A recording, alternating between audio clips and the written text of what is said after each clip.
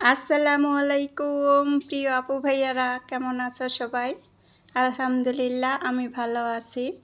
এই তো দেখো, কাঁঠাল নিয়ে আমি বাছাই করার জন্য বসে পড়েছি।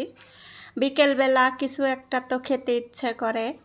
অনেক সময় হয় যে চিন্তা করতে করতে পাই না যে কি বানাবো, কি বাচ্চাদের নাস্তা করার মতো কিছু একটা করে দিব। তা এই তো কাঁঠাল যতদিন আছে কাঁঠাল দিয়ে রেসিপিগুলা করলে অনেকটাই মজা লাগে। আর কাঁঠাল দিয়ে তো যে কোনো কিছুই বানানো যায়। আর যদি মাথায় আইডিয়া থাকে সব কিছুই কিন্তু করা যায়। এই তো কিছুটা কাঁঠাল আমি বাছাই করে খাওয়ার জন্য নিয়ে নিছিলাম। আর এই তো বিকালে চলে আসলাম।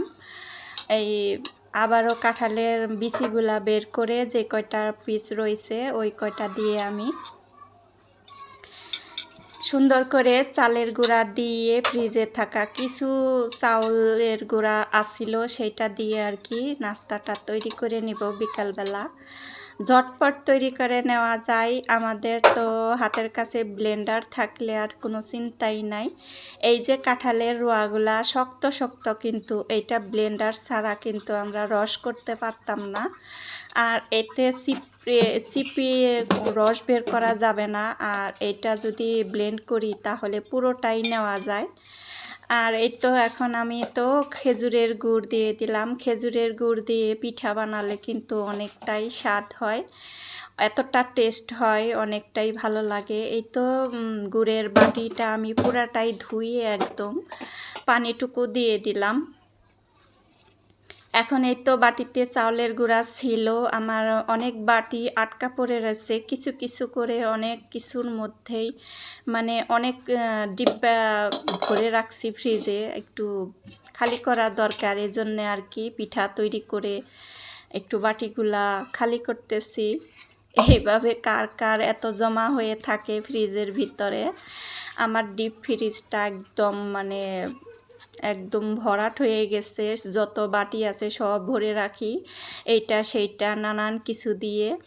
এই তো আমি এই তো ব্লেন্ডারে যে রসটুকু করলাম চাউলের গুঁড়া কাঁঠাল দিয়ে, তারপরে আবার গুড় দিয়ে যে রসটা করছি ওইটা দিয়ে আবার এই যে আমি বাটিতে ঢেলে নিছি। এইখানে এক্সট্রা কিছুটা বেটার আসছিল, সেই বেটারের উপরে আবারও এই বেটারটা যে ঢেলে নিয়ে কিছুটা আটা দিয়ে আমি এখানে কাঁঠালের পোয়া পিঠাটা বানিয়ে নিব। এই তো আমার মিক্স করা হয়ে গেছে।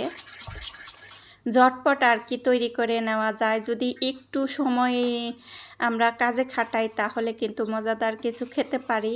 আর এই কাজটা যদি আমরা একটু বেলা নিয়ে করি, বেলা থাকতে করি আর কি, দিন থাকতে করি, তাহলে সন্ধ্যার সময় খালি ভেজে নেওয়া যায় তেল গরম করে। এই তো কড়াইতে তেল দিয়ে দিলাম, কড়াইটা রেখে দিছিলাম কিছুক্ষণ, তারপরে গরম হয়ে গেছে। এখন এই তো দেব আর উঠাবো, ভাজতেও সময় লাগে না, এতটা মজা হয়েছিল পিঠাগুলা। একবার বানালে বারবার বানাতে ইচ্ছা করবে। আমার ছেলে তো বলতেছে আবারও কিছু পিঠা বানিয়ে দাও।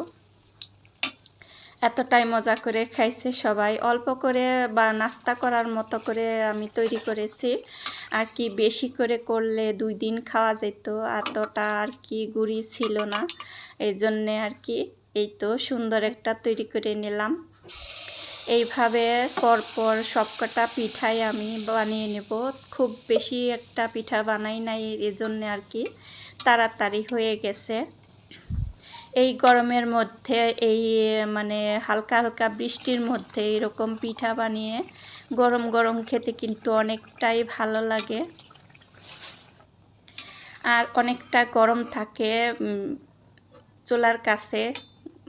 চুলার কাছে আসতেও ইচ্ছা করে না এক এক সময়।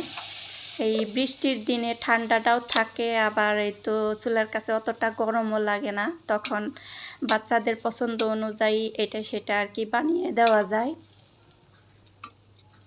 সেইভাবেই আর কি চিন্তা ভাবনা করেই আমি নাস্তাগুলা তৈরি করে দিলাম।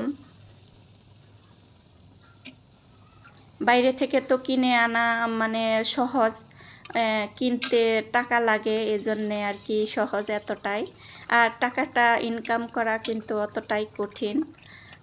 তার জন্যে বললাম যে বাসায় কিছু একটা নাস্তা তৈরি করে দেই, ঝটপট খেয়ে নিবা। এই তো পরপর পিঠাগুলা আমি পোয়া পিঠাগুলা ঝটপট বানিয়ে নিলাম চটজলদি। যতটা দ্রুত দেখানো হয় ততটা দ্রুত এত কিন্তু রেডি হয় না সব কিছুই। আমার এইখানে তেমন একটা সময়ও লাগে নাই, যতটা মানে বলতেছি আর কি। এই তো শেষ হয়ে গেল আমার পিঠা তৈরি করা। আজকে এই পর্যন্তই ছিল আমার পিঠা বানানোর রেসিপি। কেমন লাগলো বিকেলবেলার নাস্তায়? এখন পর্যন্ত যে আছো আমার ভিডিওতে একটা লাইক দিতে ভুলে গেছো, প্লিজ একটা লাইক দিয়ে দেখে নাও পুরা ভিডিওটা। আমি সিম্পলভাবে একদম নর্মালভাবে দেখিয়ে দিলাম, ঝটপট তৈরি করে নেওয়া যায় এরকম নাস্তা।